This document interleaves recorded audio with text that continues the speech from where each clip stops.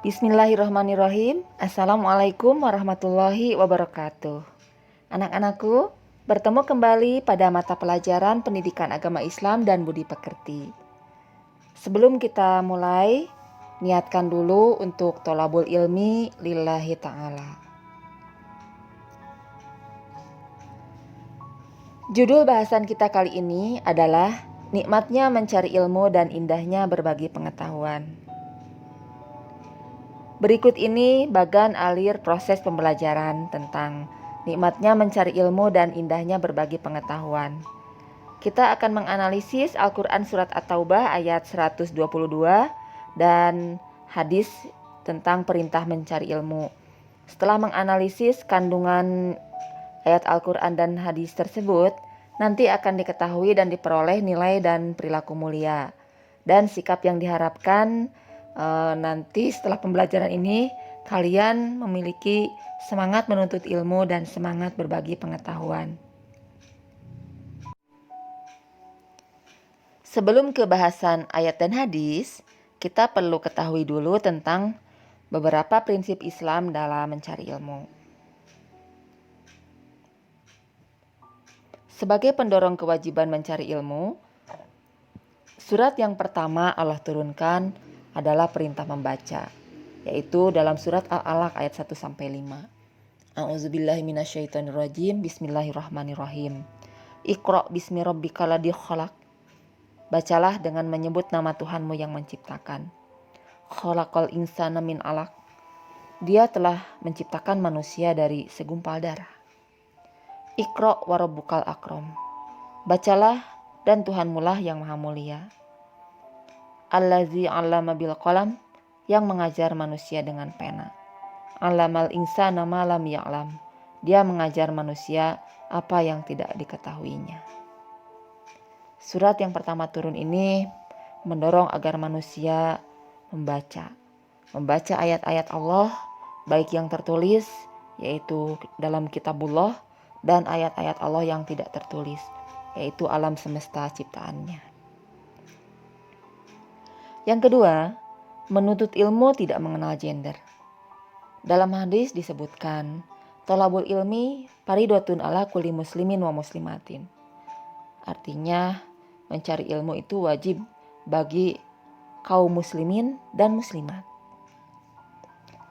Kewajiban menuntut ilmu bagi laki-laki dan perempuan menandakan bahwa agama Islam tidak membeda-bedakan hak dan kewajiban manusia karena jenis kelaminnya. Walau memang ada beberapa kewajiban yang diperintahkan Allah dan Rasul-Nya yang membedakan laki-laki dan perempuan. Akan tetapi, dalam menuntut ilmu semua memiliki kewajiban dan hak yang sama antara laki-laki dan perempuan. Laki-laki dan perempuan sama-sama sebagai khalifah di muka bumi dan sebagai hamba Allah. Untuk menjadi khalifah yang sukses, maka sudah barang tentu membutuhkan ilmu pengetahuan yang memadai. Bagaimana mungkin seseorang dapat mengelola dan merekayasa kehidupan di bumi ini tanpa bekal ilmu pengetahuan? Demikian pula kedudukan sebagai hamba Allah. Untuk mencapai tingkat keimanan tertinggi kepada Allah, dibutuhkan ilmu pengetahuan yang luas. Selanjutnya, menuntut ilmu tidak mengenal jarak. Sebagaimana ungkapan menyebutkan, utlubul ilma walau bisin. Carilah ilmu walau ke negeri Cina. Dan yang keempat, menuntut ilmu tidak dibatasi oleh umur. Dalam hadis dikatakan, utlubul ilma minal mahdi ilal lahdi. Carilah ilmu dari mulai buayan sampai liang lahat. Selanjutnya, hukum menuntut ilmu. Istilah ilmu mencakup seluruh pengetahuan yang tidak diketahui manusia, baik yang bermanfaat maupun yang tidak bermanfaat, misalnya ilmu untuk mencelakakan orang seperti ilmu hitam. Untuk ilmu yang tidak bermanfaat, haram dan berdosa bagi orang yang mempelajarinya, baik sukses maupun gagal. Adapun ilmu yang bermanfaat maka wajib dituntut dan dipelajari. Nah, hukum menuntut ilmu-ilmu wajib itu terbagi atas dua bagian, yaitu pertama, fardu kifayah. Hukum menuntut ilmu fardu kifayah berlaku untuk ilmu-ilmu yang harus ada di kalangan umat Islam, seperti ilmu kedokteran, ilmu eksakta, yaitu kimia, fisika, matematika, kemudian perindustrian, ilmu falak, dan lain sebagainya. Yang kedua, fardu ain. Hukum mencari ilmu menjadi fardu ain jika ilmu itu tidak boleh ditinggalkan oleh setiap muslim dan muslimat dalam segala situasi dan kondisi. Seperti ilmu mengenal Allah dengan sifat-sifatnya, ilmu tentang tata cara beribadah, dan sebagainya.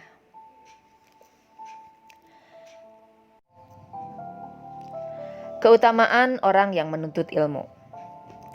Orang-orang yang menuntut ilmu dan mengajarkannya diberikan keutamaan oleh Allah dan Rasul-Nya dengan derajat yang tinggi di sisi Allah. Di antara keutamaan-keutamaan orang yang menuntut ilmu dan yang mengajarkannya, yaitu pertama, diberi derajat yang tinggi di sisi Allah. Allah berfirman yang artinya, dan Allah akan meninggikan orang-orang yang beriman di antara kamu dan orang-orang yang berilmu pengetahuan beberapa derajat, dan Allah Maha mengetahui apa yang kamu kerjakan. Al-Quran Surat Al-Mujadilah ayat 11. Yang kedua, merupakan sedekah yang paling utama. Dari Abu Hurairah bahwa Rasulullah bersabda, sedekah yang paling utama adalah jika seorang muslim mempelajari ilmu dan mengajarkannya kepada saudaranya sesama muslim. Hadis riwayat Ibnu Majah. Keutamaan yang ketiga, diberikan pahala yang besar di hari kiamat nanti. Dari Anas bin Malik, Rasulullah SAW bersabda, penuntut ilmu adalah penuntut rahmat, dan penuntut ilmu adalah pilar Islam, dan akan diberikan pahalanya bersama para nabi. Hadis riwayat Ad-Dailami. Keutamaan selanjutnya yaitu lebih utama daripada seorang ahli ibadah. Dari Ali bin Abi Thalib radhiyallahu an, Rasulullah SAW bersabda, seorang alim yang dapat mengambil manfaat dari ilmunya lebih baik dari 1000 orang ahli ibadah. Hadis riwayat Az-Zailani. Keutamaan berikutnya yaitu lebih utama dari sholat 1000 rakaat. Dari Abu Dzar, Rasulullah SAW bersabda bahwa, wahai Abu Dzar, kamu pergi mengajarkan ayat dari kitabullah telah lebih baik bagimu daripada sholat sunat 100 rakaat. Dan pergi mengajarkan satu bab ilmu pengetahuan lebih baik dilaksanakan atau tidak, itu lebih baik daripada sholat 1000 rakaat. Hadis riwayat Ibnu Majah.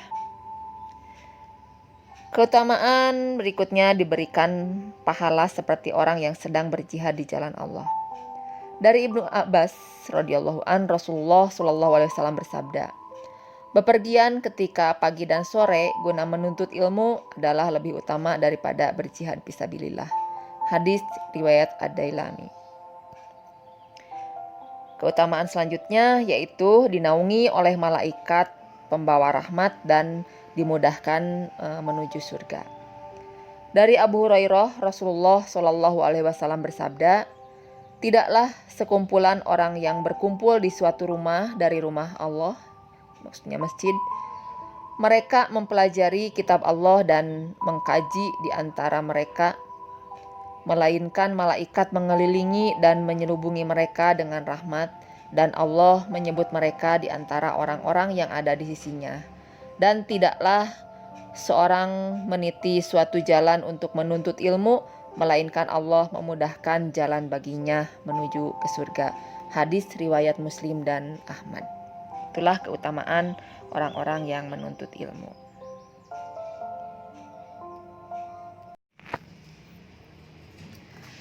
Berikut adalah ayat Al-Quran yang memerintahkan untuk mencari ilmu yang akan kita pelajari hari ini, yaitu Al-Quran Surat At-Taubah ayat 122.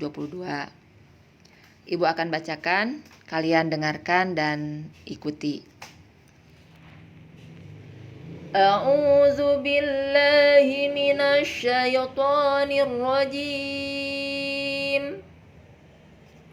بسم الله الرحمن الرحيم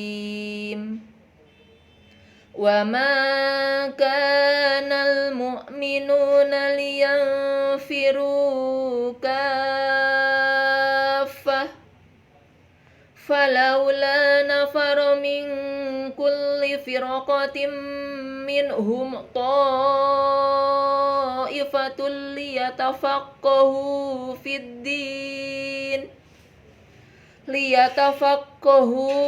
الدين ولينذروا قومهم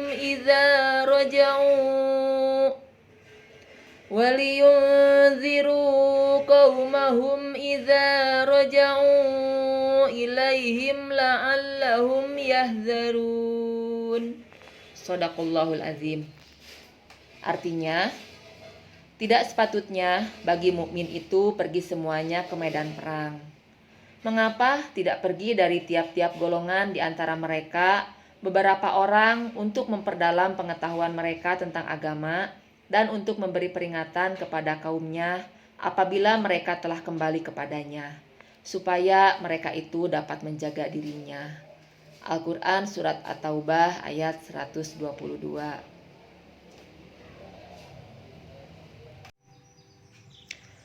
Kandungan Al-Quran Surat At-Taubah ayat 122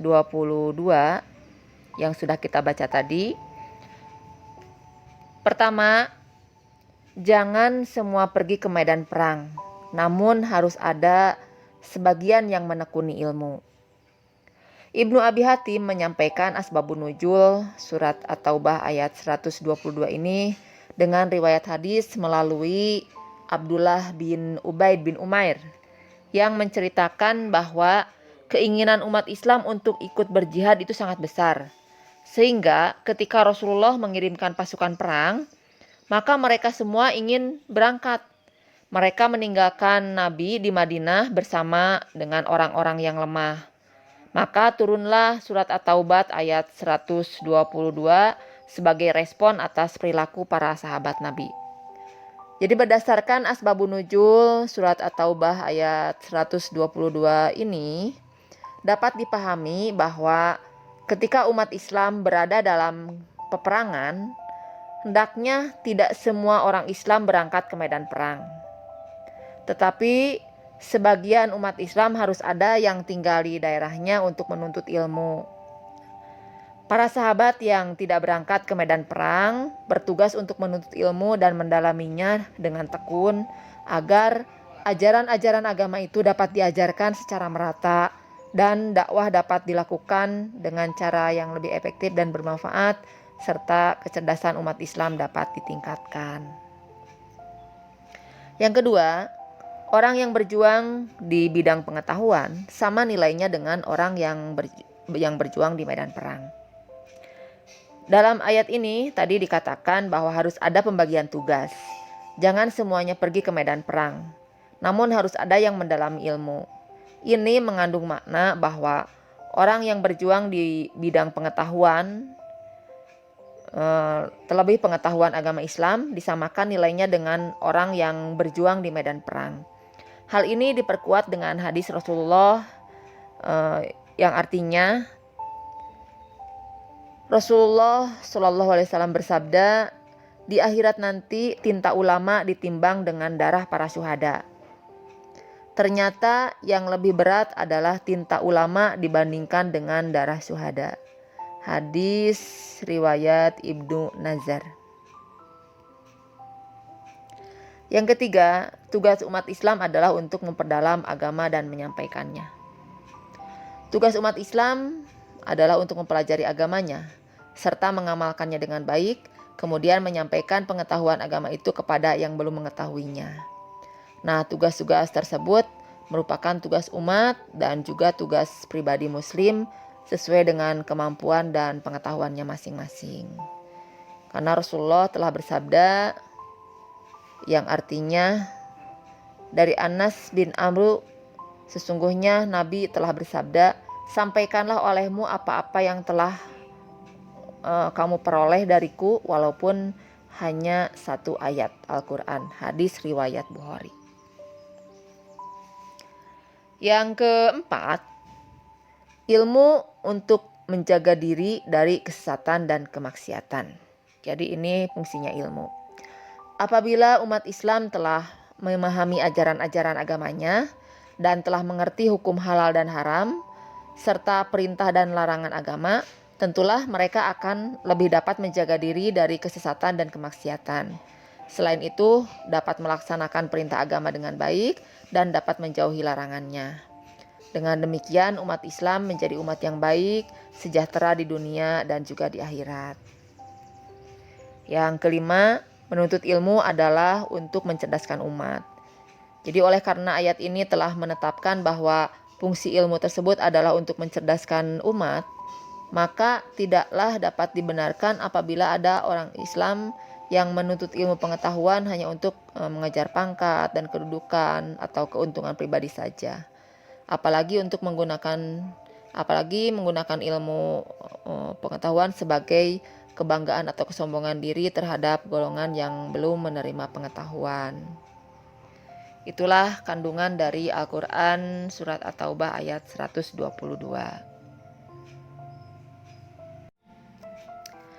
Selanjutnya, hadis tentang mencari ilmu dan keutamaannya.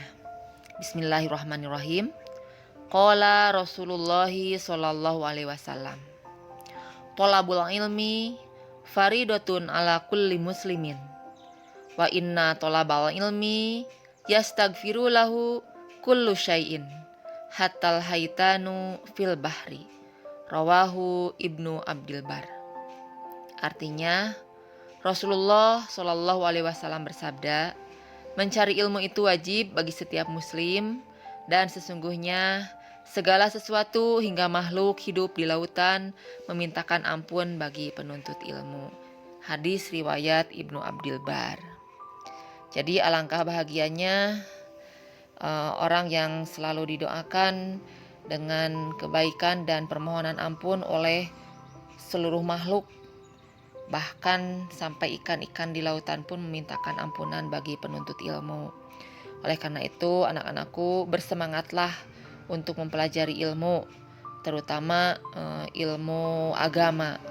Karena ilmu agama itu wajib untuk dipelajari, karena sebagai tuntunan untuk hidup di dunia dan juga jalan keselamatan di akhirat.